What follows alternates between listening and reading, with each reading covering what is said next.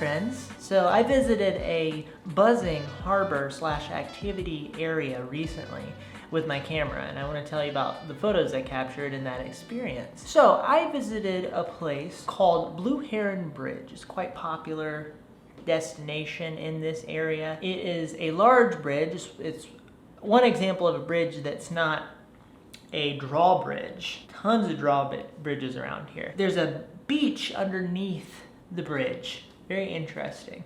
And then there are tons of boats, lots of places to park a boat if you have one. And I went there with my camera because there would presumably be a lot of interesting things to photograph. I'm at this place called Blue Heron Bridge. Let's see what kind of photos I can get here and in this area. Put me on the vlog. Want to be on the vlog? Put me on the vlog. Yo, yo, yo! Yo! Oh no, my foot came off my desk. There's a foot that I put on it so it doesn't hit the wall. It's a side foot. While on this photo taking adventure, I used the Sony a7S Mark III and a 70 to 200 millimeter f4. I was able to crop in camera to 1:1, and this is something I've been playing with recently, shooting in 1:1 so that I can know exactly how it's going to come out on the other end on my Instagram feed, and just taking photos in 1:1. It's fantastic because I can see on the camera where it's going to end up instead of having to guess, which is what I've done in the past. I love using the 70 to 200 millimeter f4 because I really enjoy that focal range. It's a lot of fun. It's just, I don't know, tends to work well for me. Some people see the world in wide angle. I can see the world in wide angle, but I don't know. I like to see the world through a longer lens. Also, I feel like it can be a bit more cinematic and yeah, anyway, you get some really fun stuff. It resonates with me. I should also mention that I did a live stream where I edited all of these photos with you guys, and that was a lot of fun. This one, I don't know what happened. I just decided to go Dutch for a second, and you know, sometimes you just gotta go for it. We can straighten it. Here. Ah, dang it. Here. Perfect. And then we can go, boom, look at it. Anyway, the first place I went to was underneath the bridge. While I was there, I noticed the subject that would be part of the first set of photos that I would take, and that was the guy trying to catch some fish. I then started taking some photos of some boats through the bridge support beams system. If you look at this photo, you can see there's a monohull sailboat, and it's pointing straight towards us. So it's very thin, not very prominent in the frame. Whereas this photo, you can see we have a nice semi-profile shot of a catamaran. And what actually happened here was that catamaran moved in front of that first boat, and I took the photo. Looks a lot better, so you can see the difference. There's a lot more weight in the frame from the boat, and I enjoy how I was able to subframe it within the structure. These kids that wanted to be in my vlog, yo, yo, yo, yo. happened to be in the process of jumping off this little fishing pier area that shoots out. So I walked over and just asked if I could take their photo. They already seemed to be pretty friendly with the camera, so they said yes. I took a photo of one guy jumping off, did a nice little backflip. I also got his friend in an extremely similar shot, and you can see in this shot that the rail is more prominent on the right side as a leading line. I like that addition as well. I let them know that I would send them the photos, and I just sent them the photos. So great way to allow yourself to be able to take photos of strangers is just say, hey, I'd love to take a photo of you. I'll share it for my own purposes, but I will also send it to you. You cold? Yeah. It's a little windy. Yeah, here, I'll show you. You're a little dark, but I'll brighten you up, so. Let's see. There. It's a little hard to see, but like if you want to look through there, you can see it a little better. Yeah. Oh, that's sick as shit. Yeah. Here, if you look through, you can see a little bit better. It's alright if you get wet. Dude, that's clean. That's clean. Yeah. How can I get that? Are you on Instagram or something? Yeah. Okay, here, I'll let you type it in. This is when it's good to have equipment. Well, first off, let me say, thank you, Christina, for being my filmer today. Listen, I always get weaseled into filming for you. I don't always have her around, but I appreciate that. So this is when it's good to have gear that you can rely on, because they very quickly jumped into action, doing flips and stuff. And it was, I mean, you know, most cameras and lenses are gonna do a good job at making sure everything works properly. I just felt like I was very naturally able to flow into getting that shot. That also, of course, has to do with just me practicing and being very, being able to work with my camera naturally, and also having settings in place. But I'm just happy that everything here did what it needed to do to help me get shots that were, I think, in focus. And I think they're gonna work. At this point, the camera is kind of an extension of your arm. It is, yeah. It really does feel that way too. Yeah, you've just got one long arm. Right. Yeah. Right. It makes it harder to like cook and... I wish I could store it inside my arm, and then it can like that. And then me and my wife started to make, she was there too. Did I mention that? Anyway, me and my wife started to make our way up the bridge so that I can get some elevation and shoot down. This is a shot of my wife moving up the bridge.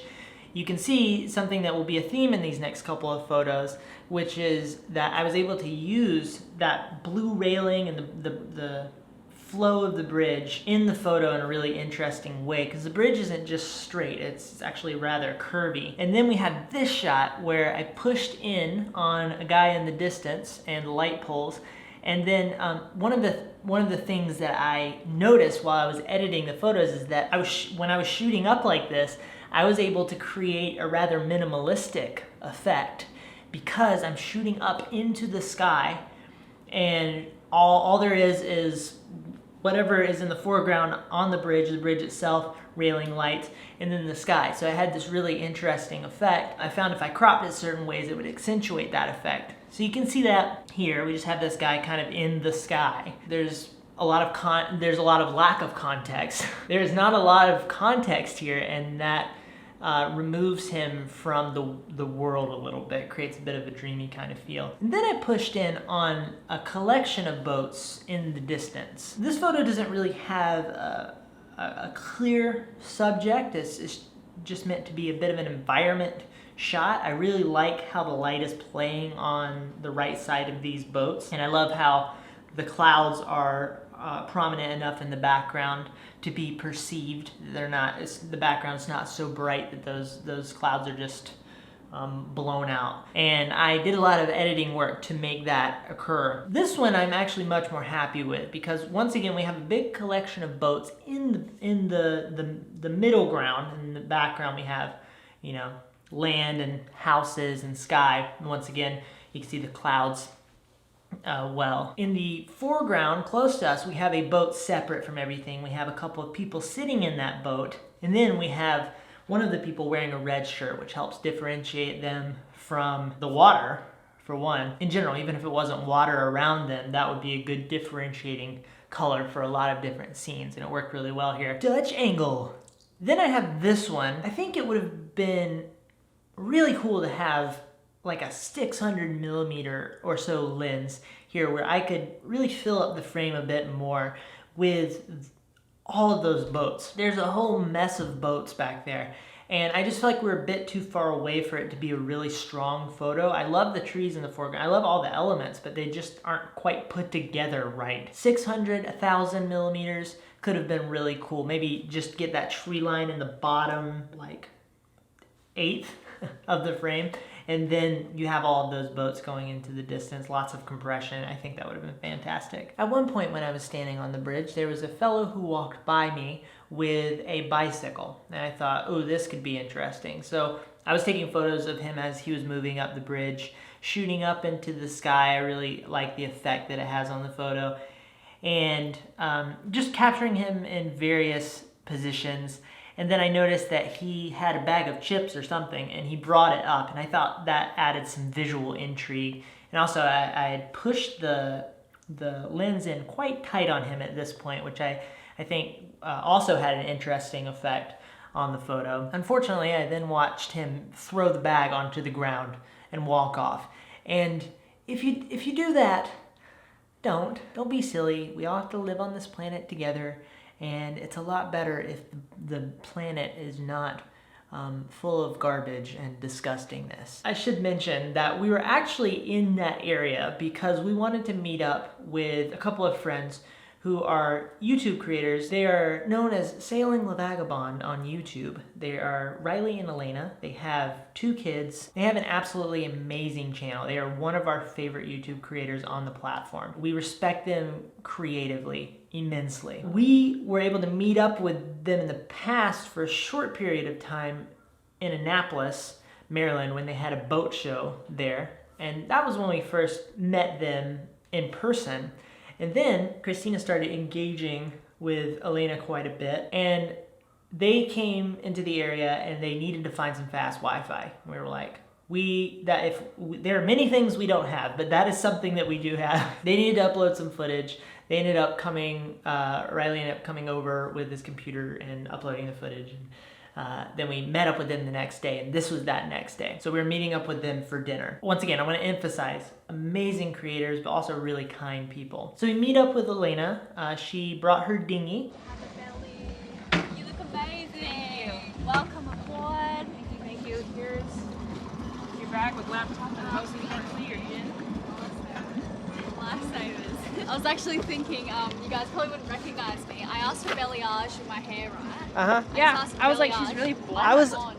I said like 3 different times. I don't think that's Yeah, no. I don't know, wanting.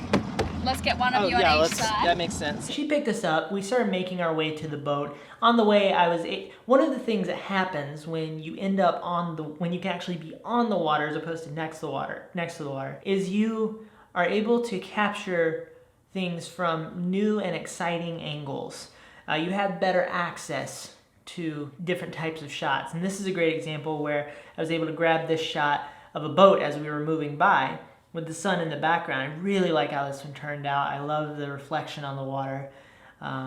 Very happy with this one. Once we got on to their boat, I was standing there chatting. We didn't spend too much time. I thought we were actually going to be able to spend a bit more time on the boat, I wanted to get more shots of everybody interacting on the boat, the sun going down, all this stuff. Do a twist.